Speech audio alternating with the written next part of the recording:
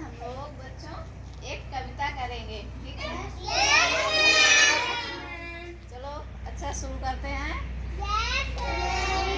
अ से अनार,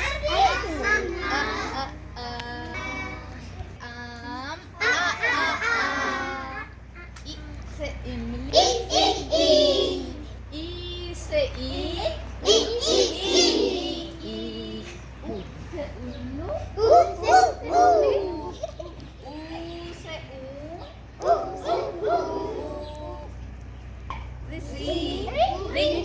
री, ए से एड़ी, ऐ से ऐनक,